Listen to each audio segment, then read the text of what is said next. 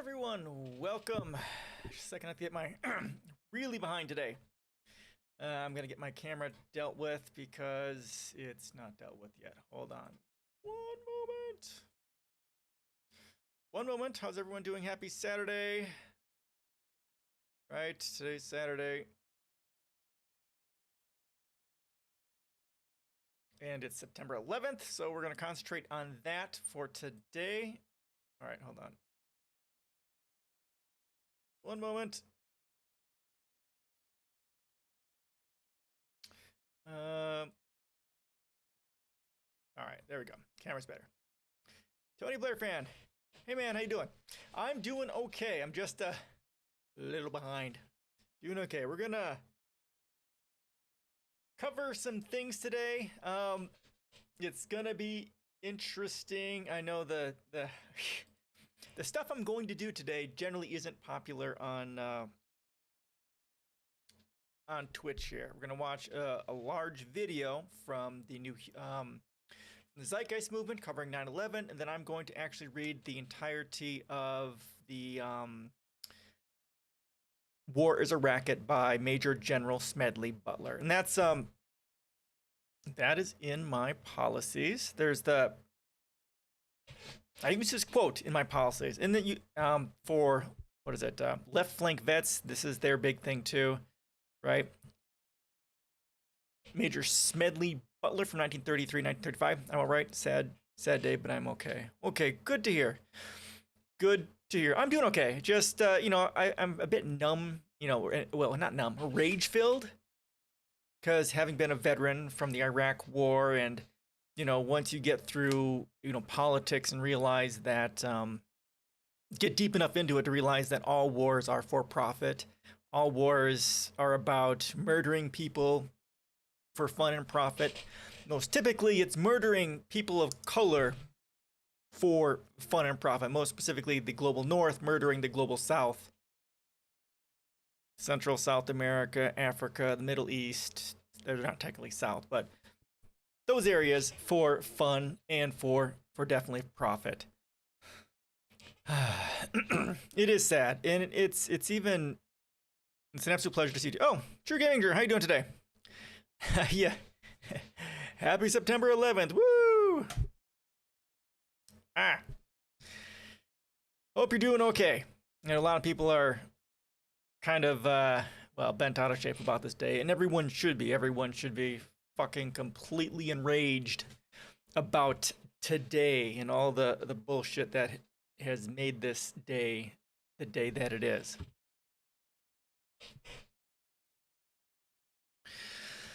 So where were you guys on September 11th? Oh, okay, you just asked me. Okay, yeah. So for me, I was in the middle of in my okay. Yeah, you're young un yet, I suppose. Good answer. I was working full-time, going to school full-time in college, and I was in the process of driving to work. It's like a 45-minute or so drive, and I was listening to my favorite radio station, 101.5, which is Bob and Tom in the morning specifically. They're so funny. And they were coming in and telling what's happening, and then I got to work, and my work had this on the big screen. They had like one or two big screens in the break room or whatever, and it was, I was a wreck. My stomach was just in a knot, and they said, if you want to go home, you can go home. So I went home to try and just digest the fucking bullshit of that day. The innocent people dying and all the violence and the horror of it. I mean, oh my God. Horrific. I learned about it a few hours later because I was outside walking the dog and turned on the TV. Yeah. For me, I think the news covered it. Oh, the news station I was listening to covered it with when the first plane hit, and then I kept going from there. I was alive on our 9/11, which was 7/7. My dad was in London on 7/7, and my mom couldn't reach him for hours. But even though 7/7 was our biggest and very worst attack, we still lost more British lives in 9/11. Wow. Yeah, and the Zeitgeist movement, the part of the Zeitgeist movie that we are going to watch will mention 7/7 a little bit. So yeah, it was. So that was in 2001. I got out of the military in '98. Yeah, so I hadn't really started my journey into politics until 2005. So this was just something that kind of happened, and I didn't really have any understanding on it. I didn't start my journey into politics until 2005. That's when it truly began, and I really didn't get into the understanding of U.S. imperialism and war for profits until much later, until I got into like poverty, inequality, and that sort of stuff. So I mean, really understanding the United States and war, I probably didn't get into that stuff until 5, 10, I don't know, 2011. Somewhere around, somewhere past 2009, when my studying and stuff got beyond social sexual issues and got into more other things. It was terrible. My dad's been in London for a lot of attacks. 2019, 2017 London Bridge stabbings, a lot of army bombings. Jesus.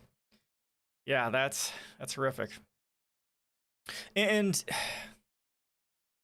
you guys come here. You know how and why this is all here, right? It's because of money, because of the separation that money required, that capitalism requires of us. Nationalism is a part of those diseases of separation, and so on. It's just, and of course, the inequality creates the depression and the suicide, and the fundamentalism and the violence is a part of all that. It's so much violence out there.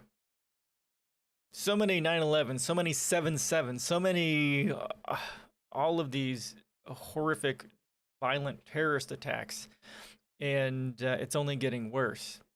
And it's only getting worse because inequality is getting higher, and the exploitation of the South in various places, and the U.S. imperialism is getting worse and worse. And and of course now climate change is here, and that's gonna make all this stuff just happen. It's gonna accelerate the terrorism on all sorts of different fronts and in many different ways. I was wrong. It wasn't 7/7. That was our worst. Oh, Pan Am 103. What? That was that shot down by the U.S.? Is that right? The U.S. shot that down? No, who shot that down?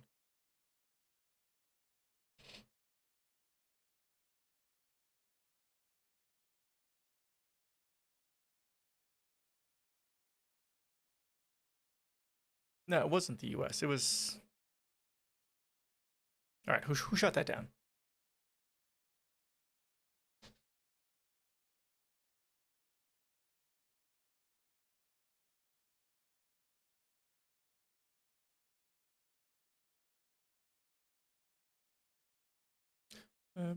Ding.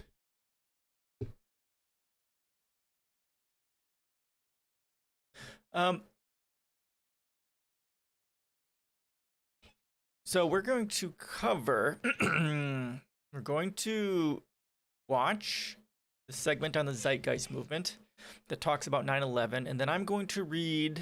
I know this is not popular. I know that from having read The New Human Rights Movement by Peter Joseph. I'm going to read the entirety of War is a Racket by a plane got hijacked by Palestinian terrorists. Oh, then they detonated a bomb when it was over Scottish town. Oh, and it split in two and fell on houses. Oh, okay. I was totally wrong there. Okay, well, that is horrific.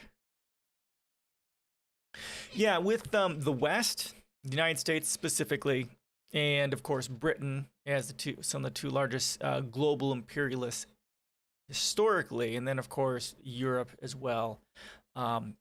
Yeah, that's horrible. Horrible. So many horrible things happen, and they don't need to.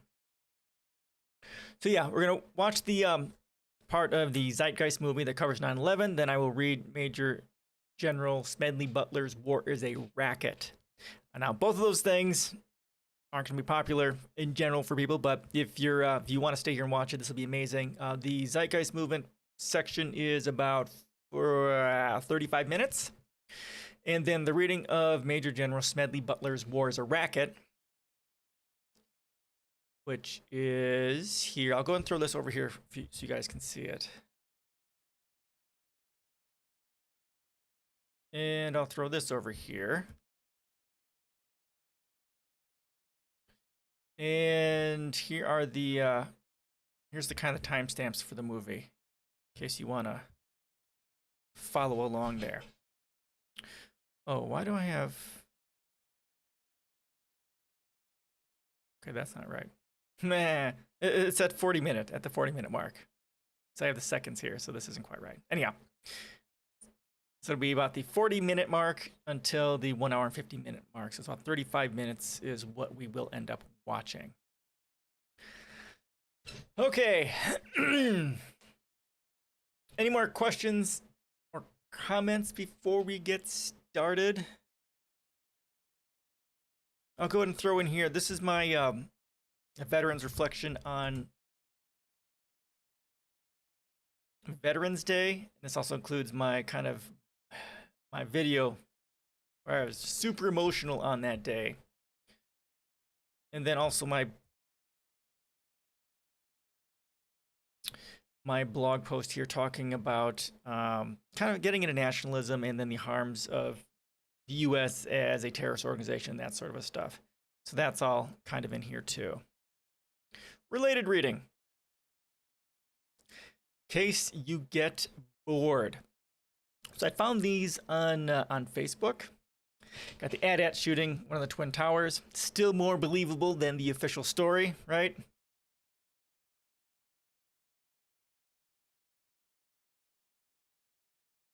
I'll throw that in there for you. And then there's this one too. The Coyote running into the building. Still more believable than the official story. Put that in there for you.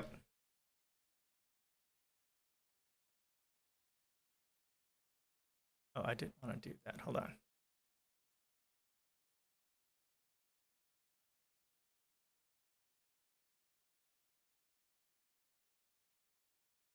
All right, so any comments before we start watching the Zeitgeist movement here and its coverage and thoughts on 9/11? Now, this is from 2000. No, this came out in 2007, didn't it? Yeah, the movie came out in 2007. This was just put out there in on YouTube in 2012. So this is Peter Joseph. If you've heard me talk about the new human rights movement by Peter Joseph, this is the same guy. This is where Peter Joseph started. This kind of put this movie just spread like wildfire. I didn't really hear about it until 2017 or something like that. So I'm really behind. Then, of course, you got Zeitgeist Addendum, moving forward, and then there's another one, and then, of course, Interreflections, right, which I've talked about, and I want to go through and tear it apart for its themes and symbolism. But God, that's so much work. It's almost a 3-hour movie. But this here, it's about 2 hours. It has 3 sections. One is about Christianity. The second one is about 9/11. And the third part is about the monetary system, specifically the Federal Reserve and money creation and that and debt and that sort of thing, which is pretty interesting. We're going to only watch this part.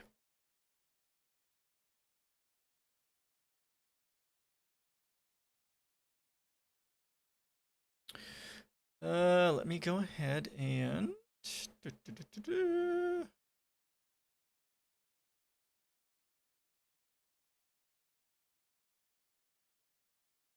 any thoughts, questions, comments before we obviously move over to the movie? Again, this will be about 35 minutes. It's got lots of good stuff in there.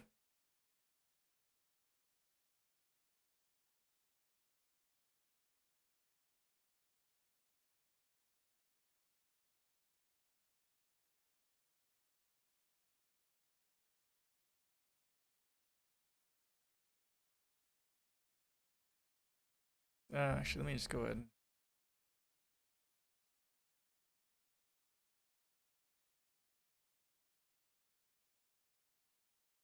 reduce this down. About 40 minutes and 7 seconds is where it starts, right? Yes.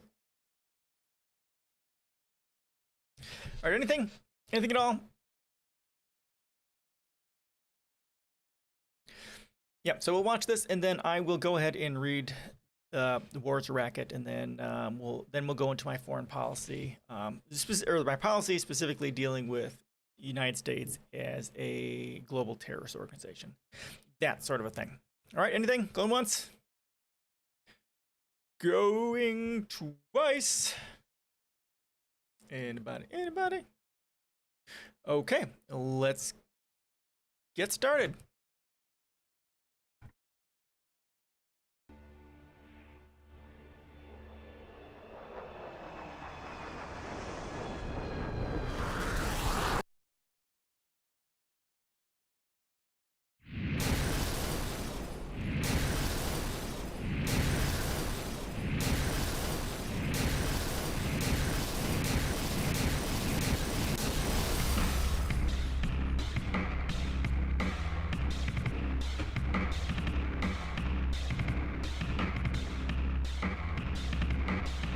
As if a demolition team set off when you see the old demolitions of these old buildings. It looks like one of those scenes of an old building being purposely dynamited and blown up. Anybody who's ever watched a building being demolished on purpose knows that if you're going to do this, you have to get at the under-infrastructure of a building and bring it down. The way the structure is collapsing, this was the result of something that was planned. It's not accidental that the first tower just happened to collapse and then the second tower just happened to collapse in exactly the same way.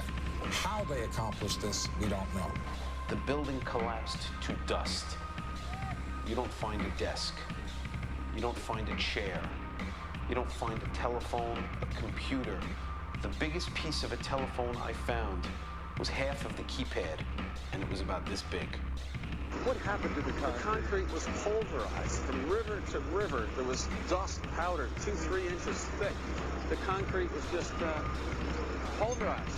In addition to those pictures we've all seen too much on television before, when a building was deliberately destroyed by well-placed dynamite to knock it down. If they had detonated, they were planned to take down a building. Boom, boom, boom, boom, boom. I heard a second explosion. There was a heavy-duty explosion. Then there was some secondary explosions and then subsequent collapses. An explosion blew and it knocked everybody over. To me, it sounded like an explosion. It sounded like gunfire. Bang, bang, bang, bang, bang. And then all of a sudden, 3 big explosions. We heard a big explosion coming down. And then the entire top of the building just blew up. We saw some kind of explosion. By the force of the explosions. Big explosion. Blew it back into the 8th floor. Then we get to the lobby. This is a big explosion. The lobby looked as though a bomb had exploded there. A huge explosion now raining debris. It's been a huge explosion. Huge explosion that we all heard and felt. We just witnessed some kind of follow-up explosion. We heard a very loud blast explosion. The secondary explosion at Tower 1 camp. That is another bomb going off. He thinks that there were actually devices that were planted in the building. Planted in the building.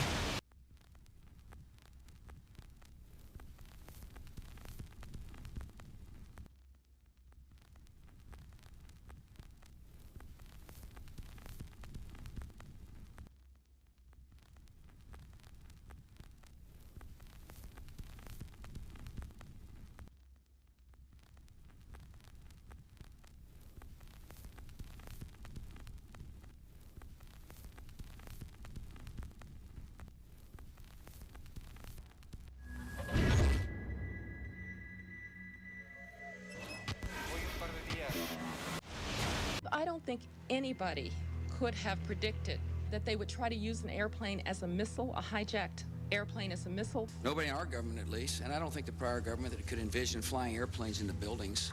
No specific threat involving really domestic operation or involving what happened, obviously, the city's airliner and so forth. There were no warning signs that I'm aware of. USA Today reports that in the 2 years before the attacks on September the 11th, NORAD conducted exercises using hijacked airliners as weapons. And one target was the World Trade Center.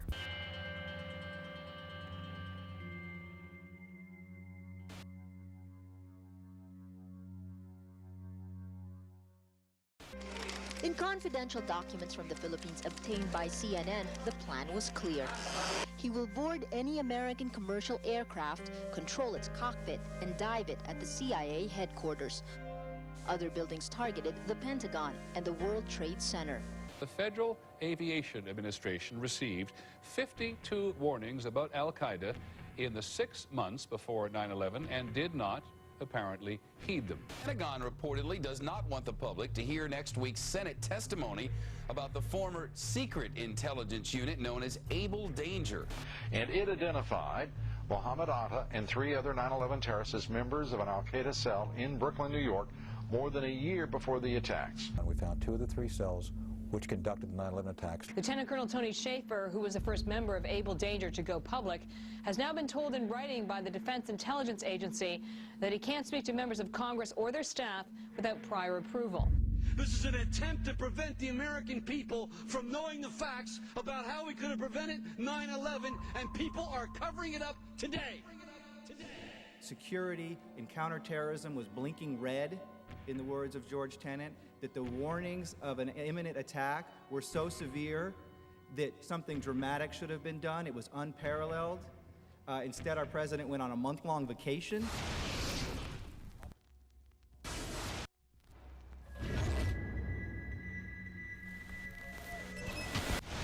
The head of Pakistani intelligence at the ISI, Mahmoud Ahmed, requested Omar Sheikh to wire $100,000 to Mohammed Atta, who was the lead hijacker. Hijacker Mohammed Atta received wire transfers via Pakistan. The man sending the money to Atta is believed to be Ahmed Umar Saeed Sheikh. Omar Sheikh admitted he was supported by the Pakistan government's intelligence service, the ISI.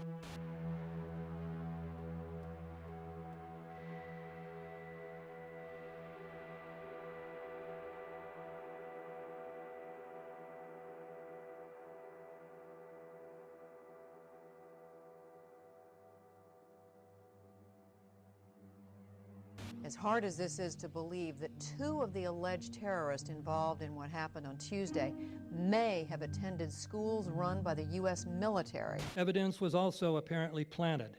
The passport of one of the hijackers on Flight 11 was allegedly found in the rubble. The hijacker's passport was found blocks from the World Trade Center crash site, if you can believe that.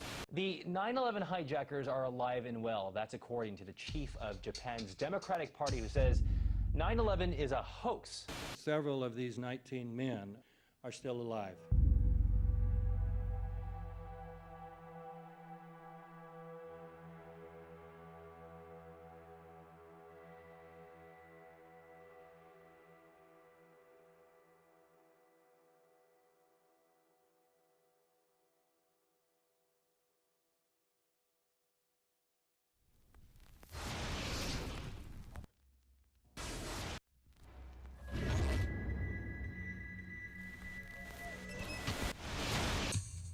Of course we're after Saddam Hussein, bin Laden. He's... In the early 1980s, bin Laden worked with operatives from U.S. intelligence, the Pakistani military, and Arab states.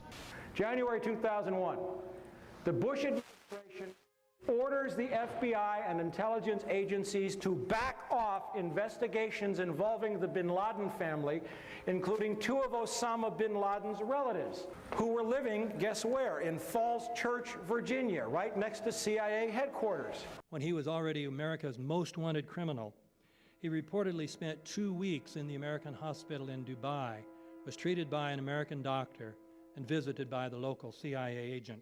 We have not seen one piece of evidence that links Osama bin Laden directly to the planning stages of September 11th. This failure to provide proof was later said to be unnecessary because bin Laden, in a video allegedly found in Afghanistan, admitted responsibility for the attacks.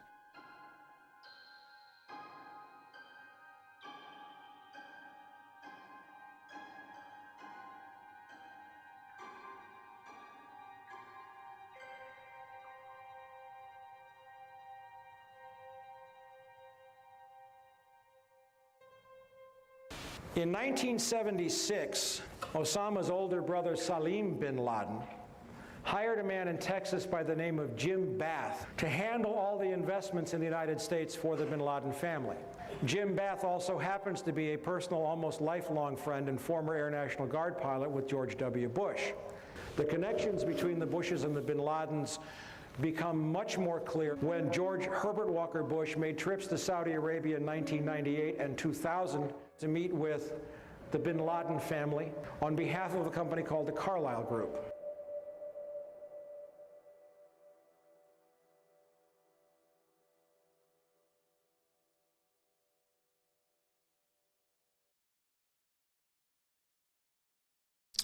Hey, Luxie. How you doing? Well, the Zeitgeist movement started with this movie here. The Zeitgeist movie, 2007, it kind of exploded from there. And then it became something much more than what this movie talks about. Like this movie talks about, it has three sections to it. One's talking about Christianity, one about 9/11, and one about how money and debt is created and how it is part of the problem. This wasn't originally supposed to be, this was a performance piece for Peter Joseph, in that he was doing, and it exploded from there. But following this, there were three other movies that he's put together, or documentaries, and they all talk about poverty, war, inequality, how inequality in monetary systems are the core part of the problem that humanity faces. Basically, if you go to the book that I always recommend, The New Human Rights Movement by Peter Joseph, that's what the Zeitgeist movement is about. It's about monetary systems and inequality, capitalism being the problem, and how we need to go to a post-monetary society in order to solve these problems. All the shit I talk about, that's what the Zeitgeist movement is. This first movie, in some ways I say that I kind of wish this first movie wasn't made, because it has nothing to do with the later ones, right? But that's what it is. All the stuff I talk about. That makes sense, kind of?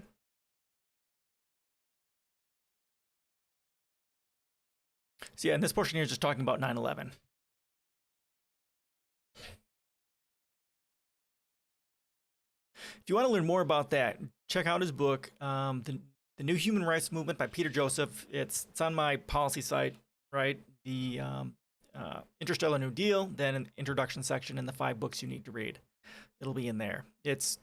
I wish I could buy this book for everyone. Talks about inequality as a public health crisis, and then talks about kind of the basics of how to solve it. Such an amazing book. Such an amazing. It has like 57 pages, 52 pages worth of sources. And then I say the book is worth it just for the appendix on sustainable energy. The appendix it's pretty cool. Pretty mind-blowing. Pretty mind-blowing.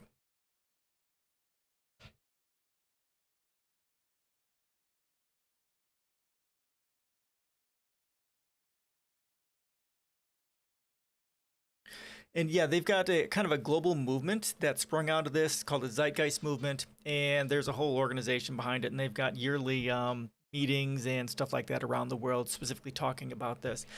Peter Joseph is kind of interesting. He started the creation of the actual organization of the Zeitgeist movement, which sprung out of his work, but then he stepped back from it because he really, as an individual, doesn't want to be in that sort of a position, leader of a movement, or anything like that. So it kind of took on a life of its own.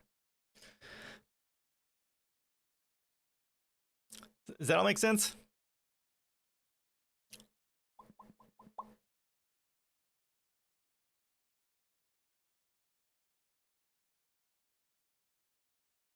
All right, we'll continue on here.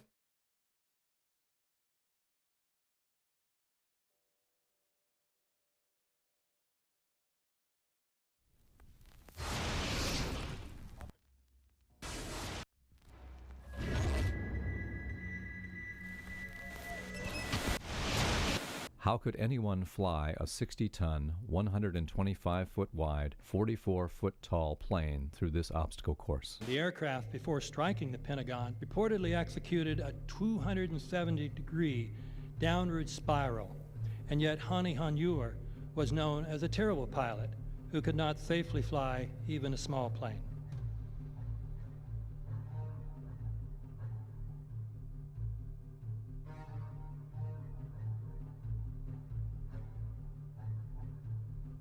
No seats, no luggage, no bodies.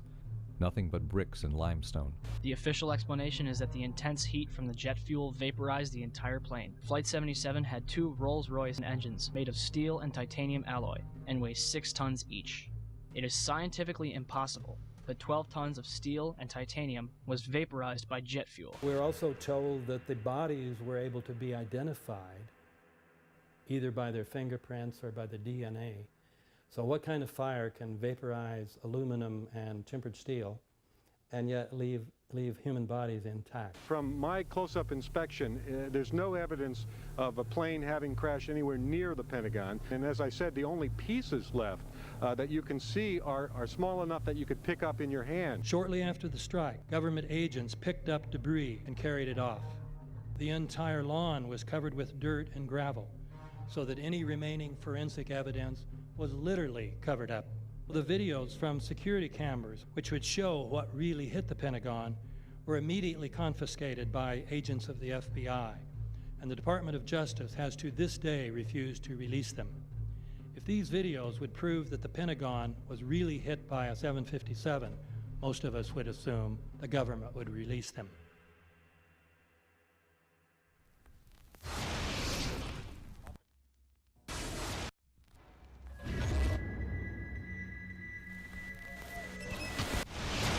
It looks like there's nothing there except for a hole in the ground.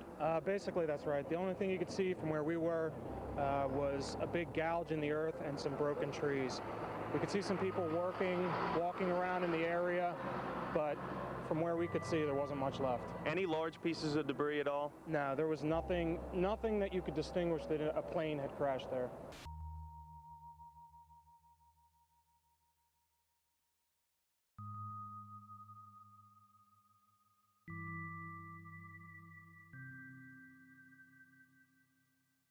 The FBI and the state police here have confirmed that they have cordoned off a second area about 6 to 8 miles away from the crater here. This is apparently another debris site. Why would debris be located 6 miles away? Could it have blown that far away? Seems highly unlikely.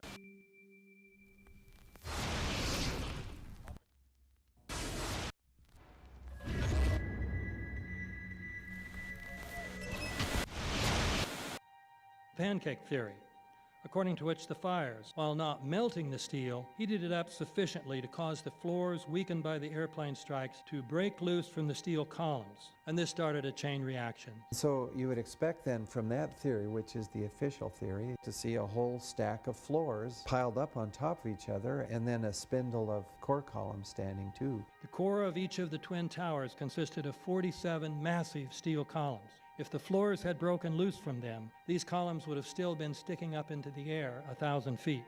The plane did not cut all those core columns.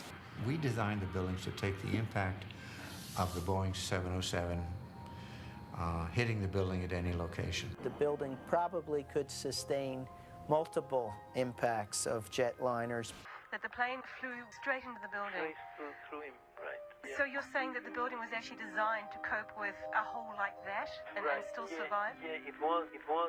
If you had dropped, say, a billiard ball from the top of the World Trade Center, 110 floors up there, it would have taken 8 to 10 seconds to hit the ground, encountering no resistance whatsoever. The Twin Towers came down in nearly free fall speed. 200,000 tons of steel shatters and explodes outwards over 500 feet. This means that floors shattered at an average rate of about 10 floors per second. There is no scenario for a pancake effect of buildings falling that allows them to fall at the rate of free fall. Now what can do that? What can move mass out of the way? Explosives.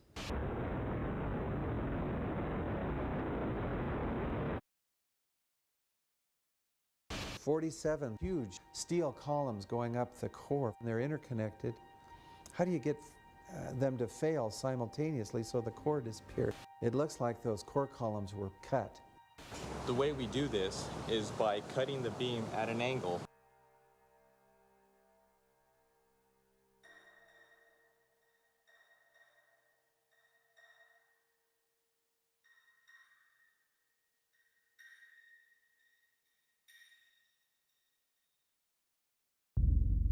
I started looking at the molten metal.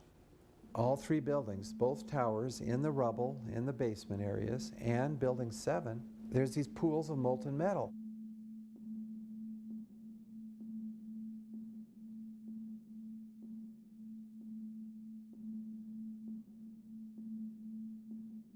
You'd get down below and you'd see molten steel running down the channel rails. Like you're in a foundry. Like lava. The molten steel was found 3, 4, and 5 weeks later, when the rubble was being removed. He said that molten steel was also found underneath World Trade Center 7. So I'm looking through the official reports. What do they say about the molten metal? They say nothing. But wait a minute. This is important evidence. So where'd that come from? Thermite is so hot that it'll just cut through steel, through structural steel, for example, like a knife through butter. The products are molten iron and aluminum oxide, which goes off primarily as a dust. You know those enormous dust clouds? You can imagine when you assemble these chemicals on a large scale. So, Professor Niels Harrit, you examined the rubble that came from the World Trade Center. What did you find in it?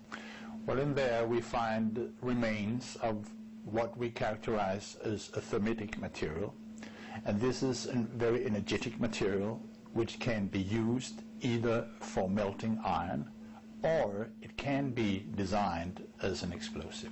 The evidence for controlled demolition is overwhelming. I've told you that the thermite reaction produced molten iron. Molten iron was in pools of molten iron in the rubble. And the point is that the thermite kept on reacting. This was a bitch's brew of thermite chemistry. Molten metal pools under both towers after they collapsed and Building 7. Now, Building 7 wasn't even hit by a jet.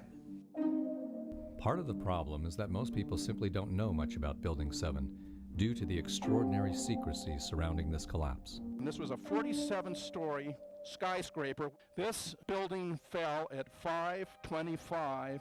It was not hit by a plane. This building had fires on only 2 or 3 floors. And it was brought down by what we know was a controlled demolition. Demolitions, they look just like that. You know, a kink in the middle, and then that building just comes straight down, almost at free fall speed.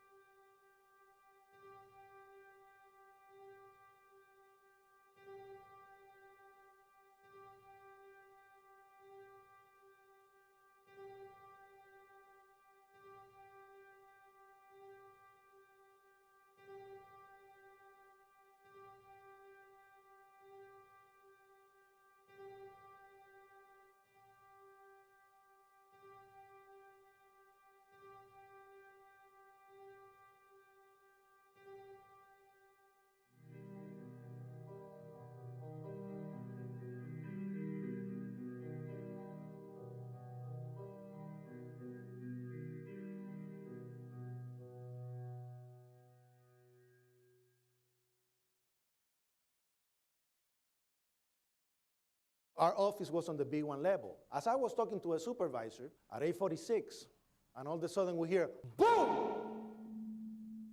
An explosion so hard that pushed us upwards. And it came from the basement between the B2 level and the B3 level. And when I went to verbalize, we hear, boom! The impact of the plane on the top. It would appear, Jim, as if there's more smoke coming from the ground. I was down in the basement, came down, all of a sudden the elevator blew up. And as we were coming out, we past the lobby, there was no lobby. So I believe the bomb hit the lobby first, and a couple of seconds then the first plane hit. As I'm walking by the main freight corridor building in the corridor, that's when I got blown. I mean, the impact of the explosion threw me to the floor, and that's when everything started happening. All of a sudden, a big impact happened again, and all the ceiling tile was falling down, the light fixtures were falling. You know, you got to go clear across the whole from 1 to 2 World Trade Center, and then all of a sudden, it happened all over again. Something else hit us to the floor. Right in the basement, you felt it. Walls were caving in, everything that was going on. I mean, I know of people that got killed in the basement. I know of people that got broken legs in the basement. People that got reconstructive surgery because the walls hit them in the face.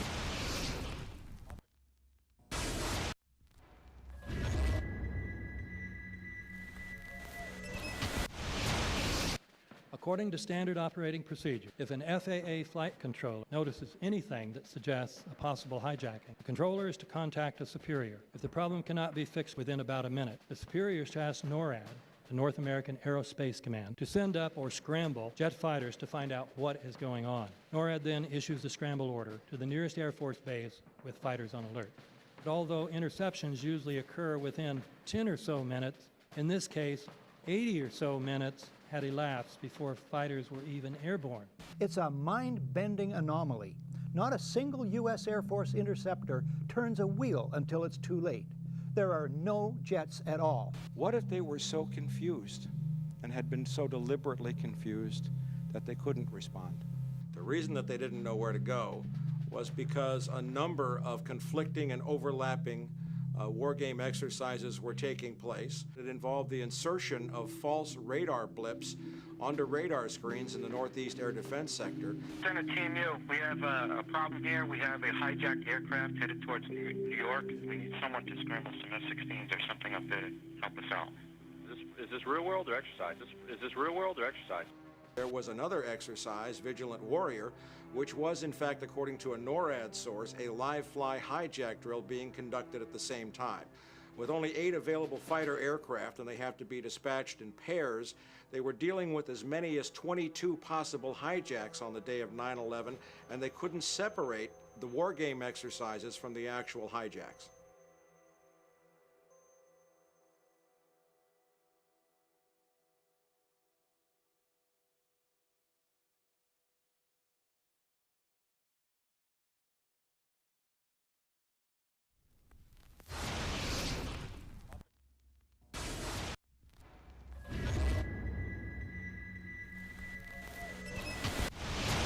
Page 172. The U.S. government has not been able to determine the origin of the money used for the 9/11 attacks. Ultimately, the question is of little practical significance. The American authorities have not managed to trace the source of the funding. And then the most amazingly disingenuous statement ultimately is of little consequence. It is of massive consequence. Doesn't it matter who paid for 9/11? The collapse of Building 7 has been recognized as especially difficult to explain. The 9/11 Commission report implicitly admitted that it could not explain the collapse of this building by not even mentioning it. President, why are you and the Vice President insisting on appearing together before the 9/11 Commission? Because the 9/11 Commission wants to ask us questions. That's why we're meeting, and I look forward to meeting with them and answering their questions. Why you're appearing together rather than separately, which was their request? Because it's a good chance for both of us to answer questions that the 9/11 Commission is looking forward to asking us, and I'm looking forward to answering them. Let's see. Do you think they should be able to stand up and speak their own words? They should go under oath. They should be, yeah. In public.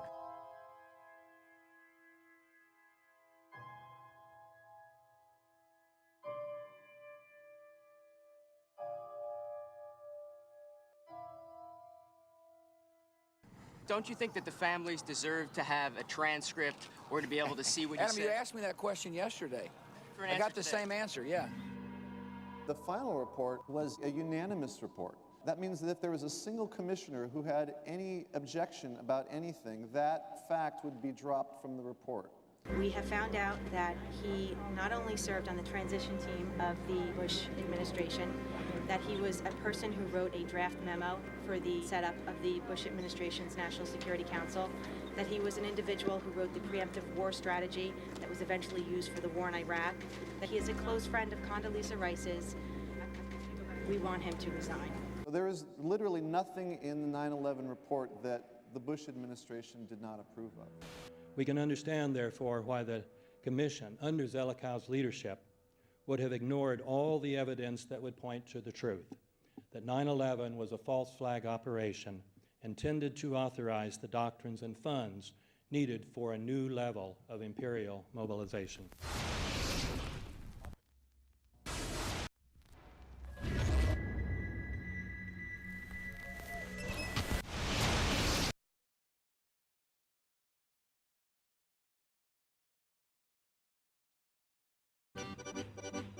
Armed with knives, armed with chemical, biological, nuclear weapons. Fanatics, terrorists, September 11th. September 11th, killers, September 11th, terrorists. Terrorists, Al-Qaeda, terrorists, nuclear weapons, terrorists. 9/11, terror, terrorist, evil. September 11th, September 11th. The terrorists, war and danger. September 11th, terrorism, global terrorism, terrorism, terrorists, terrorists, terrorists, terrorists, terrorists, the terror, terrorists, terrorist, terrorism. September 11th, global terrorism, terrorists, terrorism. September 11th, world terrorism, terrorism. September 11th, global terrorism. September the 11th, terror, weapons of mass destruction. September the 11th, terrorists, the evil terrorists, no.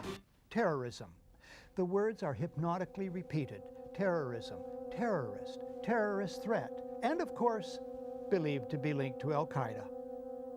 But it's the so-called war on terrorism that's in our faces practically 24/7 as the inescapable focus of our existence. One day, our grandchildren will look back on this time and ask, how was the war on terror won? The entire U.S. ruling class, ruling elite, comes to see terrorism as the preferred means, indeed the only means, to provide social cohesion, to provide an enemy image for the society to keep it together. According to neocon theory from Carl Schmitt, you have to have an enemy image in order to have a society. It's a very dangerous thing because now it means that the entire social order, the political parties, intellectual life, politics in general, all based on a monstrous myth.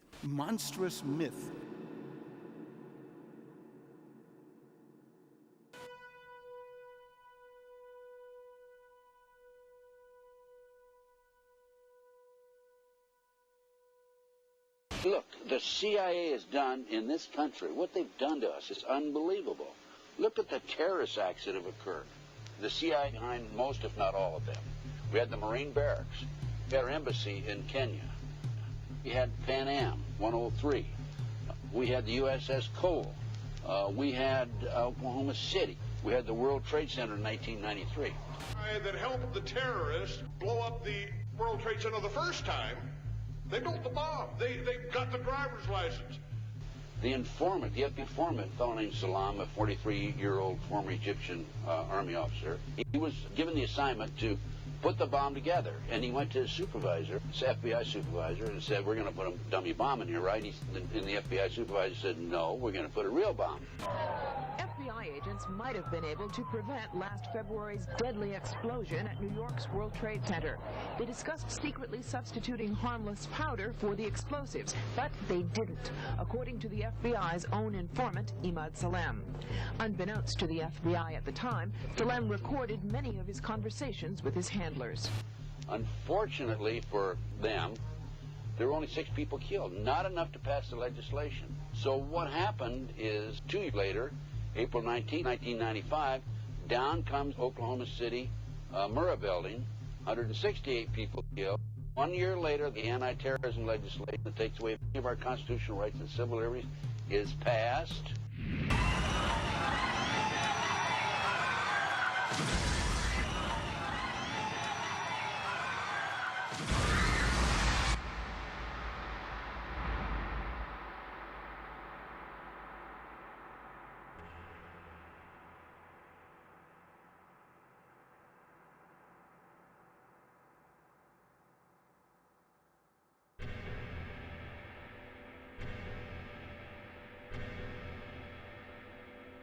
because at 9:30 this morning we were actually running an exercise for over a company of 1,000 people in London based on simultaneous bombs going off precisely at the railway stations that happened this morning.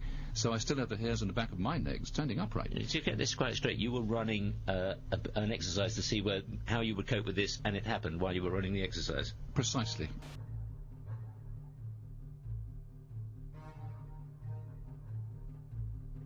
Supposed to believe is some kind of coincidence, there was also an anti-terrorist drill going on 7/7. And again, just like 9/11, they were talking about attacks on the same targets, the same kind of tube stations, and exactly the same time as the actual attack happened, providing some kind of cover for what must be operations orchestrated in some way by the state.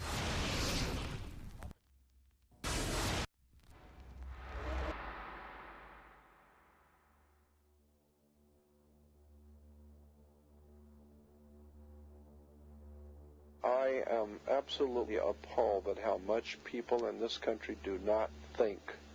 We are given to understand that a guy out there up in the mountains financed the most elaborate attack on this country. Do you think some people in a cave were able to have NORAD stand down? Do you think that people in a cave were able to have all of this happen? And when I think about how many Americans were killed in New York City, and believing as I do that this thing was a setup job, this is a textbook operation that Nazis used, and they've used it over and over again. America has been suckered in one more time. I don't have to tell you things are bad. Everybody knows things are bad. The dollar buys a nickel's worth. Banks are going bust. Shopkeepers keep a gun under the counter. Punks are running wild in the street. There's nobody anywhere who seems to know what to do, and there's no end to it. We know the air is unfit to breathe, and our food is unfit to eat. We sit watching our TVs while some local newscaster tells us that today we had 15 homicides and 63 violent crimes, as if that's the way it's supposed to be. We know things are bad, worse than bad. They're crazy. It's like everything everywhere is going crazy, so we don't go out anymore. We sit in the house, and slowly the world we're living in is getting smaller, and all we say is, please, at least leave us alone in our living rooms. Let me have my toaster and my TV and my steel-belted radios, and I won't say anything. Just leave us alone. Well, I'm not going to leave you alone. I want you to get mad. I don't want you to protest. I don't want you to riot. I don't want you to write to your congressmen because I wouldn't know what to tell you to write. I don't know what to do about the depression and the inflation and the Russians and the crime in the street. All I know is that first, you've got to get mad. You've got to say, I'm a human being. God damn it. My life has value.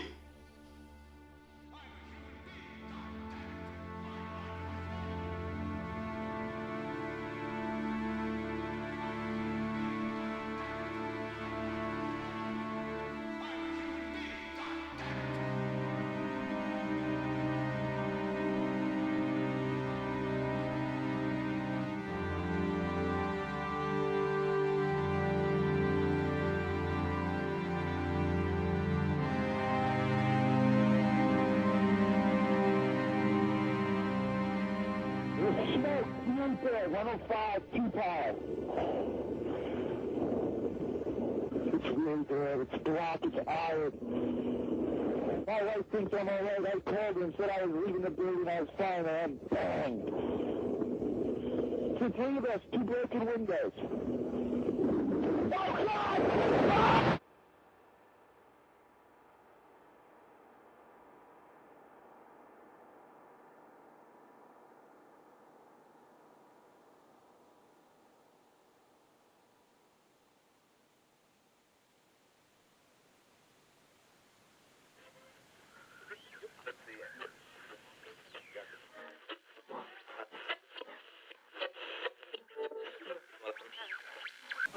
When hostilities commenced in Europe in 1939, it was realized that the American people had no intention of entering the war.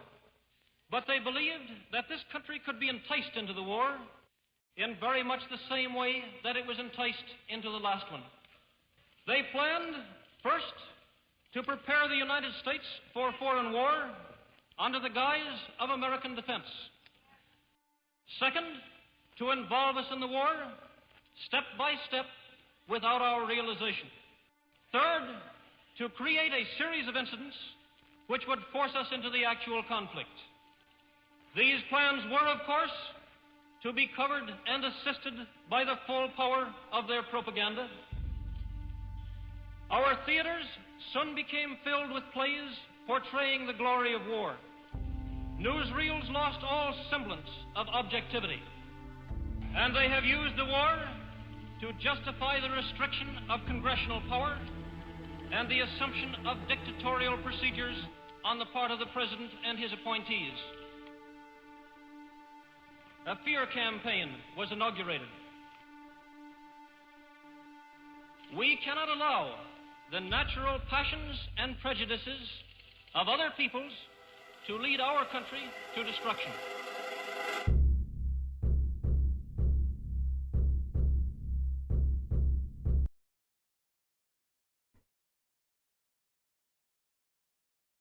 All right, there you go. That is the part 2 of Zeitgeist, the movie, which goes over 9/11.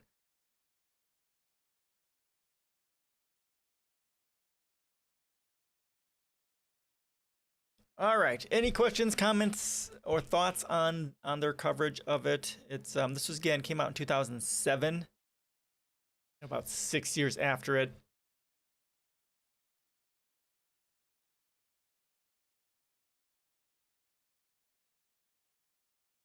Anybody? And what we're going to do next is we're going to read War is a Racket by Major Smedley Butler. He was part of World War I, most decorated Marine in American history at that time. And he started this in 1933 to 1935 is when he really got into the War is a Racket thing. He created, I think originally this came out as a speech, and then he later put it into book form. You can find it, the audiobook of it and stuff like that on Audible, and then you can go to Amazon, that sort of a thing. And so I'm going to read this here. And I know, book reading isn't overly popular here on Twitch or pretty much anywhere. So I read, like I said before, I read The New Human Rights Movement by Peter Joseph, although that is much, much larger than what we're going to read here today. This reading here, War is a Racket, it will take about an hour, so it'll be pretty much the rest of our time left here.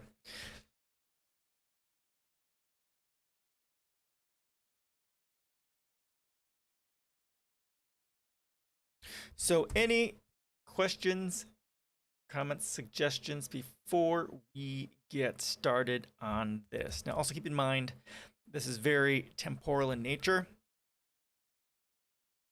All right, 1935.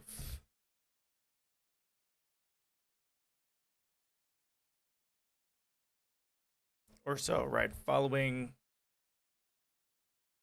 prior to World War II, because that was 43. I'm not sure when World War II started, but it's after World War I, prior to World War II. Right? Okay. Anything? And then we will get started. Anybody? I know it's pretty quiet out there.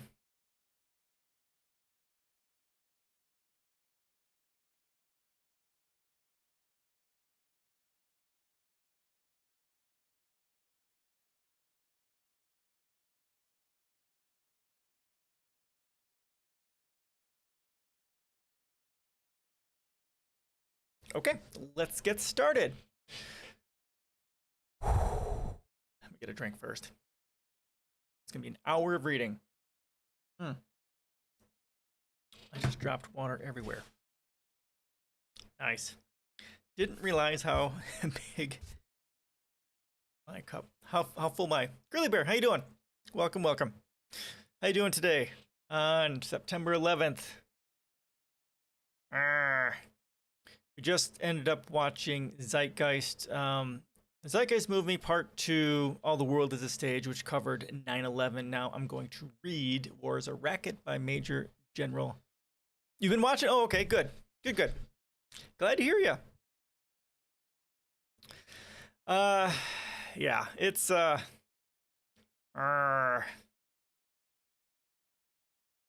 It's just angering. I also shared these two on my blog post, which I shut down already. Well, I'll get those later. Any thoughts on the 9/11 thing?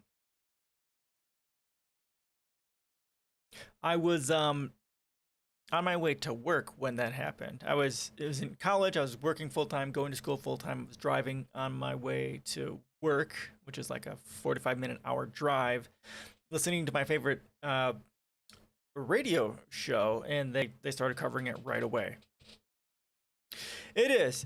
I'll go ahead and share it again. It's the first part of it covers Christianity.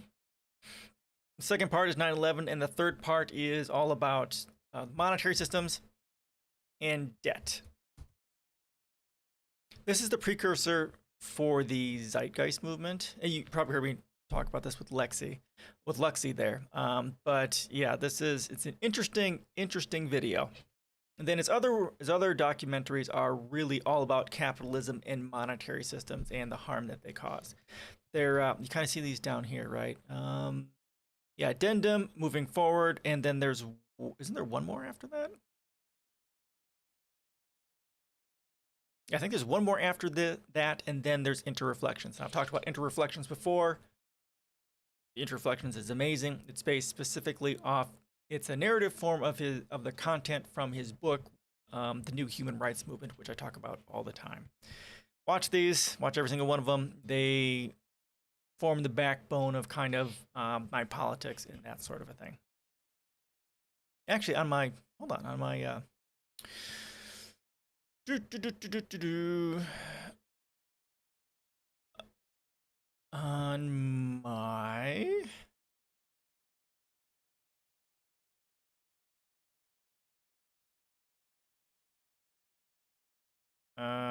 don't I have a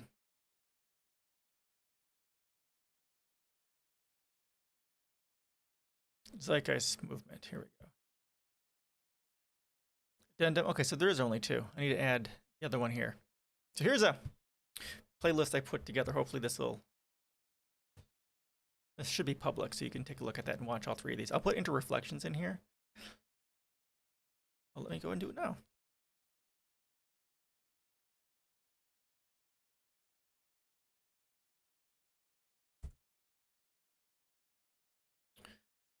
Here we go. We had a couple of streamers on Twitch that read books. Canadian, yes, EPL. Yep, that's his name. Too bad they don't. Oh, really? Yeah, it's whenever I've streamed. Well, I only read out the New Human Rights Movement because I specifically had the rights to do that because he gave me permission to. Is the whole movie out here? I don't think it is. I thought it was free here on the interwebs.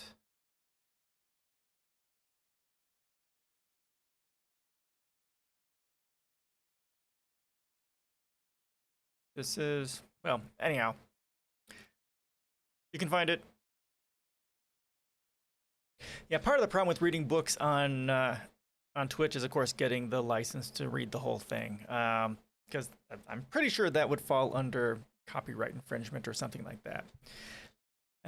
I'm pretty sure that they used to just read portions of it, like a chapter or something like that, and then do that as a part of a book club. At least that's kind of, if I remember correctly, what CPL did. Yeah, I'd like to read the other books on my reading list up here, but it's not so popular here. People don't want to sit down and listen to you read the book so much.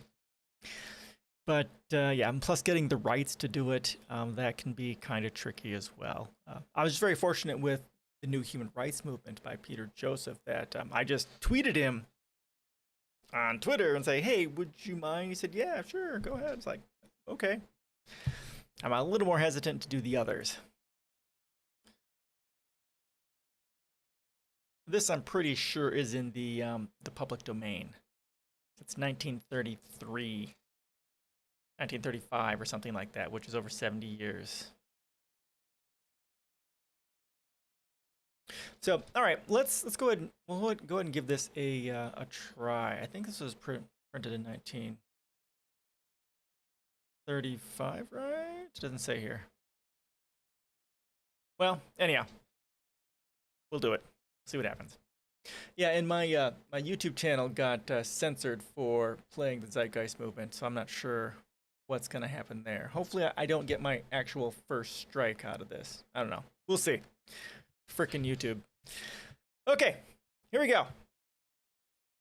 War is a Racket by Major. But yeah, it is. It's I should have known better, honestly. I mean, Peter Joseph, he's not going to care himself, but there's a lot of news clips and stuff in there, so that's probably where it got hit. I didn't receive a warning because I had YouTube open specifically because I was worried about that, and then bloop, all of a sudden my stream wasn't there, so I took it private. So at least it's still streaming, but part of it is going to be empty. Now, frickin' YouTube. Arrgh. And a lot of some streamers are starting to move over to YouTube for streaming, but for the content that I want to do, you know, watching YouTube videos and stuff like that for education, it's not safe to do on YouTube, which sucks because, yeah, education. It's hard to do that if I have to read everything. Anyhow, YouTube. Ugh. All right. War is a Racket by Major General Smedley Butler. It's got 5 chapters. And, all right, chapter 1. Again, this will take about an hour.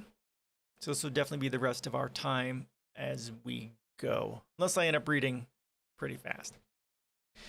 And again, remember the context for this is 1930s. He was the most decorated Marine following World War I at that time. So this is from his perspective, being a part of all of that. Chapter 1, War is a Racket.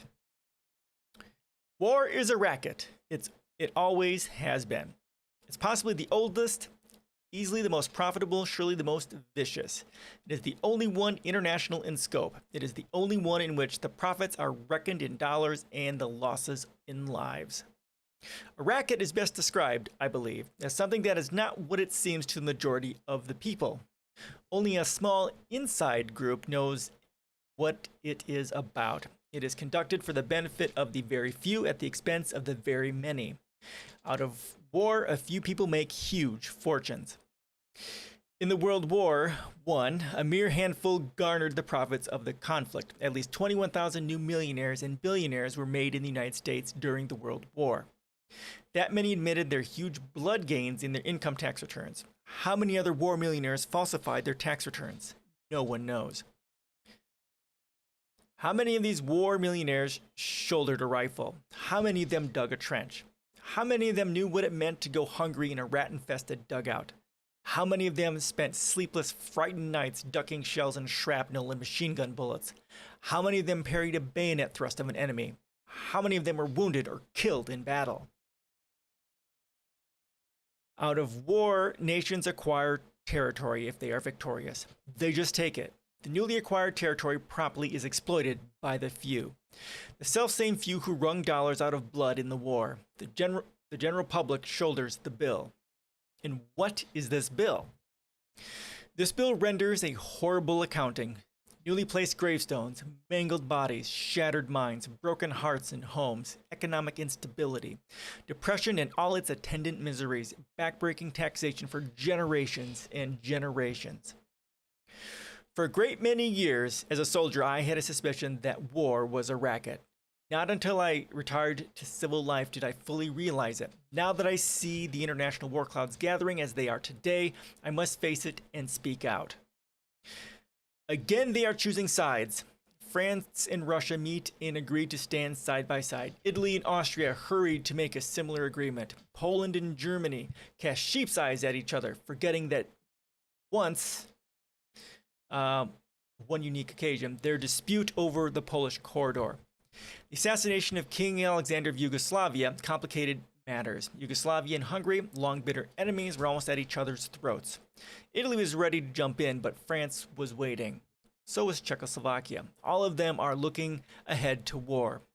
Not the people, not those who fight and pay and die, only those who foment wars and remain safely at home to profit. There are 40 million men under arms in the world today, and our statesmen and diplomats have the temerity to say that war is not in the making. Hell's bells, are these 40 million men being trained to be dancers? Not in Italy, to be sure. Premier Mussolini knows what they are being trained for. He at least is frank enough to speak out. Only the other day, Il Duce, in International Conciliation, the publication of the Carnegie Endowment for International Peace, said, quote, "And above all, fascism, the more it considers and observes the future and the development of humanity quite apart from political considerations of the moment, believes neither in the possibility nor the utility of perpetual peace. War alone brings up its highest tension, all human energy, and puts the stamp of nobility upon the people who have the courage to meet it." Undoubtedly, Mussolini means exactly what he says. His well-trained army, his great fleet of planes, and even his navy are ready for war. Anxious for it, apparently. His recent stand at the side of Hungary in the latter's dispute with Yugoslavia showed that. And the hurried mobilization of his troops on the Austrian border after the assassination of Dollfuss showed it too. There are others in Europe too, whose saber-rattling presages war sooner or later. Herr Hitler, in his rearming Germany and his constant demands for more and more arms, is an equal, if not greater, menace to peace. France only recently increased the term of military service for its youth from a year to 18 months. It's a little bit of foreboding there. Yes, all over. Nations are camping in their arms. The mad dogs of Europe are on the loose. In the Orient, the maneuvering is more adroit. Back in 1904, when Russia and Japan fought, we kicked out our oldest friends, the Russians, and backed Japan. Then our very generous international bankers were financing Japan.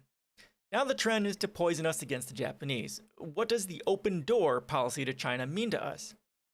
Our trade with China is about 90 million a year. Or the Philippine Islands? We have spent about 600 million in the Philippines in 35 years, and we, our bankers and industrialists and speculators, have private investments there of less than 200 million. Then, to save that China trade of about 90 million, or to protect these private investments of less than 200 million, in the Philippines, we would be all stirred up to hate Japan and go to war, a war that might cost us tens of billions of dollars, hundreds of thousands of lives of Americans, and many more hundreds of thousands of physically maimed and mentally unbalanced men. Of course, for this loss, there would be a compensating profit. Fortunes would be made. Millions and billions of dollars would be piled up by a few. Munitions makers, bankers, shipbuilders, manufacturers, meat packers, speculators, they would all fare well. Yes, they are getting ready for another war. Why shouldn't they? It pays high dividends. But what does it profit the men who are killed? But what does it profit their mothers and sisters, their wives and their sweethearts? What does it profit their children? What does it profit anyone except the very few whom war means huge profits? Yes, and what does it profit the nation? Take our own case. Until 1898, we didn't own a bit of territory outside the mainland of North America. At that time, our national debt was a little more than $1 billion. Then we became internationally minded. We forgot or shunted aside the advice of the father of our country. We forgot George Washington's warning about entangling alliances. We went to war. We acquired outside territory. At the end of the World War period, as a direct result of our fiddling in international affairs, our national debt had jumped to over $25 billion. Our total favorable trade balance during the 25-year period was about $24 billion. Therefore, on a purely bookkeeping basis, we ran a little behind year for year, and that foreign trade might well have been ours without wars. It would have been far cheaper, not to say safer, for the average American who pays bills to stay out of foreign entanglements. For very few, this racket, like bootlegging and other underworld rackets, brings fancy profits, but the cost of operations is always transferred to the people who do not profit. All right, chapter 2, and I'm going to try not to spill this all over myself.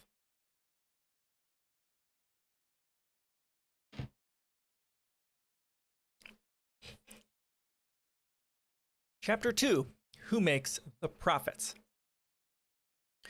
The World War, rather our brief participation in it, has cost the United States some $52 billion. Figure it out. That means $400 to every American man, woman, and child. And we haven't paid the debt yet. We are paying it. Our children will pay it. And our children's children probably still will be paying the cost of that war. The normal profits of a business concerned the United States are 6, 8, 10, and sometimes 12%. But wartime profits, that is another matter. 20, 60, 100, 300, and even 1,800%. The sky is the limit. All that traffic will bear. Uncle Sam has the money. Let's get it. Of course, it isn't put that crudely in wartime. It's dressed into speeches about patriotism, love of country, and we must all put our shoulders to the wheel. But the profits jump and leap and skyrocket and are safely pocketed. Let's just take a few examples. Take our friends, the DuPonts, the powder people. Didn't one of them testify before a Senate committee recently that their powder won the war? Or saved the world for democracy or something? How did they do in the war? They were a patriotic corporation. Well, the average earnings of the DuPonts for the period 1910 to 1914 were $6 million a year. It wasn't much, but the DuPonts managed to get along on it. Now, let's look at their average yearly profit during the war years, 1914 to 1918. $58 million a year profit, we find, nearly 10 times that of normal times, and the profits of normal times were pretty good. An increase of profits of more than 950%. Take one of our little steel companies that patriotically shunted aside the making of rails and girders and bridges to manufacture war materials. Well, their 1910 to 1914 yearly earnings averaged $6 million. Then came the war, and like loyal citizens, Bethlehem Steel promptly turned to munitions making. Did their profits jump, or did they let Uncle Sam in for a bargain? Well, their 1914 to 1918 average was $49 million a year.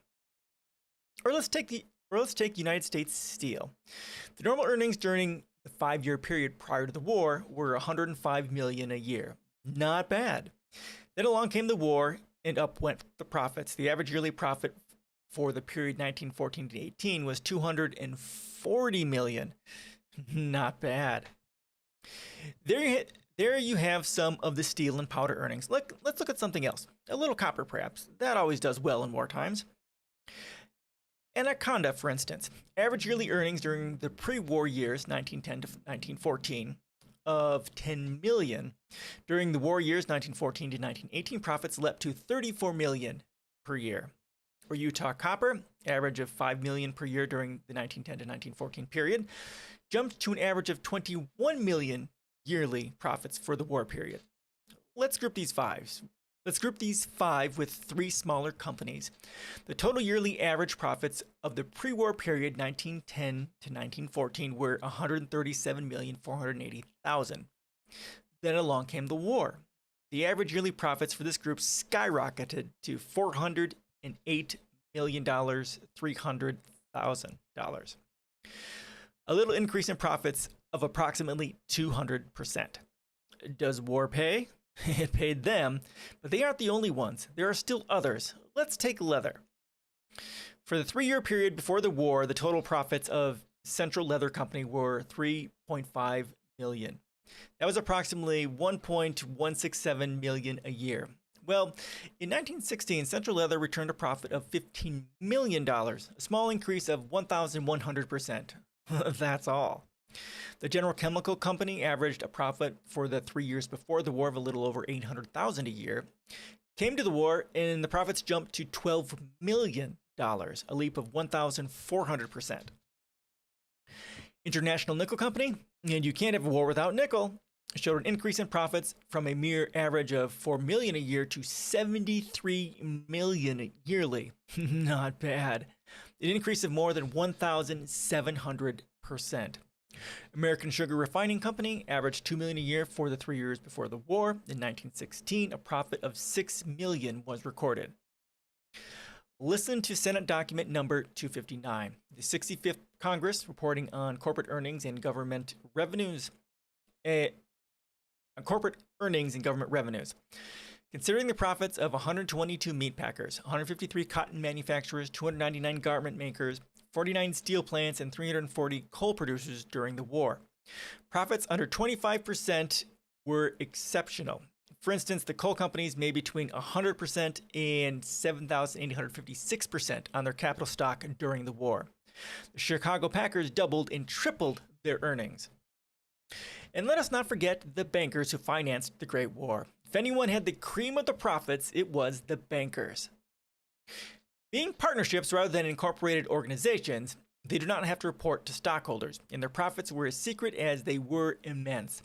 How the bankers made their millions and their billions, I do not know, because those little secrets never became public, even before a Senate investigatory body. But here's how some of the other patriotic industrialists and speculators chiseled their way into war profits. Take the Chew people. They like war. It brings business with abnormal profits. They made huge profits on sales abroad to our allies. Perhaps like the munitions manufacturers and armament makers, they also sold to the enemy. For a dollar is a dollar, whether it comes from Germany or from France. But they did well by Uncle Sam too. For instance, they sold Uncle Sam 35 million pairs of hobnailed service shoes. There were 4 million soldiers, 8 pairs and more to a soldier. A regiment during the war had only 1 pair to a soldier. Some of these shoes probably are still in existence. They were good shoes, but when the war was over, Uncle Sam has a matter of 25 million pairs left over. Bought and paid for, profits recorded and pocketed. There was also still lots of leather left. So the leather people sold your Uncle Sam hundreds of thousands of McClellan saddles for the cavalry, but there wasn't any American cavalry overseas. Somebody had to get rid of this leather. However, somebody had to make a profit in it, so we had a lot of McClellan saddles, and we probably have those yet. Also, somebody had a lot of mosquito netting. They sold your Uncle Sam 20 million mosquito nets for the use of the soldiers overseas. I suppose the boys were expected to put over them as they tried to sleep in muddy trenches. One hand scratching cooties on their backs and the other making passes at scurrying rats. Well, not one of these mosquito nets ever got to France. Anyhow, those thoughtful manufacturers wanted to make sure that no soldier would be without his mosquito net, so 40 million additional yards of mosquito netting were sold to Uncle Sam. They were pretty good. Yeah, this is from World War I. This is Major General Smedley Butler from 1933 or 1935 when he made his speech about war as a racket. So yes, this is post-World War I. Yep, exactly. Very important for the context of understanding this, right? Yes, exactly.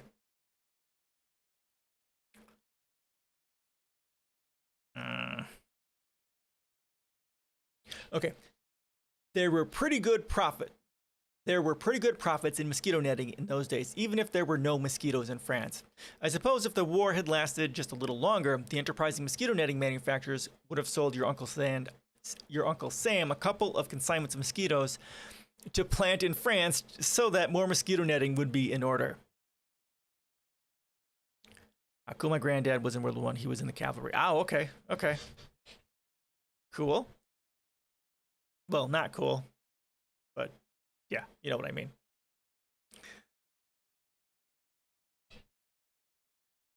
Airplane and engine manufacturers felt they, too, should get their just profits out of this war. Why not? Everybody else was getting theirs, so $1 billion, count them if you live long enough, was spent by Uncle Sam in building airplane engines that never left the ground. Not one plane or motor out of the $1 billion worth ordered ever got into a battle in France. Just the same, the manufacturers made their little profit of 30, 100, or perhaps 300%. Undershirts for soldiers cost 14 cents to make, and Uncle Sam paid 30 to 40 cents each for them. A nice little profit for the undershirt manufacturer. And the stocking manufacturer and the uniform manufacturers and the cap manufacturers and the steel helmet manufacturers all got theirs. Why, when the war was over, some 4 million sets of equipment, knapsacks, and the things that go to fill them crammed warehouses on this side. Now they are being scrapped because the regulations have changed the contents. But the manufacturers collected their wartime profits on them, and they will do it all over again the next time. There were lots of brilliant ideas for profit making during the war. One very versatile patriot sold Uncle Sam 12 dozen 48-inch wrenches. Oh, they were very nice wrenches. The only trouble was that there was only one nut ever made that was large enough for these wrenches. That is one that holds the turbines at Niagara Falls. Well, after Uncle Sam had bought them and the manufacturer had pocketed the profit, the wrenches were put on freight cars and shunted all around the United States in an effort to find a use for them. When the armistice was signed, it was indeed a sad blow to the wrench manufacturer. He was just about to make some nuts to fit the wrenches. Then he planned to sell these too, to your Uncle Sam. Still another had the brilliant idea that colonels shouldn't ride in automobiles, nor should they even ride on horseback. One has probably seen a picture of Andy Jackson riding in a buckboard. Well, some 6,000 buckboards were sold to Uncle Sam for the use of colonels. Not one of them was used, but the buckboard manufacturer got his war profit. The shipbuilders felt they should come in on some of it too. They built a lot of ships that made a lot of profit. More than $3 billion worth. Some of the ships were all right, but 635 million worth of them were made of wood and wouldn't float. The seams opened up and they sank. We paid for them though, and somebody pocketed the profits. It has been estimated by statisticians and economists and researchers that the war cost your Uncle Sam $52 billion. Of this sum, $39 billion was expanded in the actual war itself. This was expended in the actual war itself. This expenditure yielded $16 billion in profits. That is how the 21 billionaires and millionaires got that way. The $16 billion profits is not to be sneezed at. It's quite a tidy sum, and it went to a very few. The Senate Nye Committee probe of the munitions industry and its wartime profits, despite its sensational disclosures, hardly has scratched the surface. Even so, it has had some effect. The State Department has been studying for some time methods of keeping out of war. The War Department suddenly decides it has a wonderful plan to spring. The administration names a committee with the War and the Navy departments ably represented under the chairmanship of a Wall Street speculator to limit profits in wartime. To what extent isn't suggested. Possibly the profits of 300 and 600 and 1600% of those who turned blood into gold in the World War would be limited to some smaller figure. Apparently, however, the plan does not call for any limitation of losses. That is, the losses of those who fight in the war. As far as I have been able to ascertain, there is nothing in that scheme to limit a soldier to the loss of but one eye or one arm, or to limit his wounds to 1 or 2 or 3, or to limit the loss of life. There is nothing in this scheme, apparently, that says not more than 12% of a regiment shall be wounded in battle, or that not more than 7% in a division shall be killed. Of course, the committee cannot be bothered with such trifling matters. Okay. Woo! Chapter 3.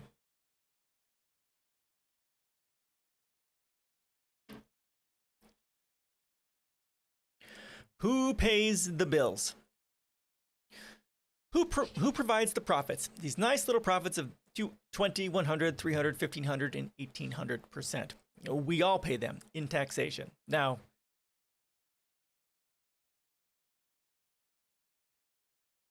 okay, actually, never mind. We all pay them in taxation.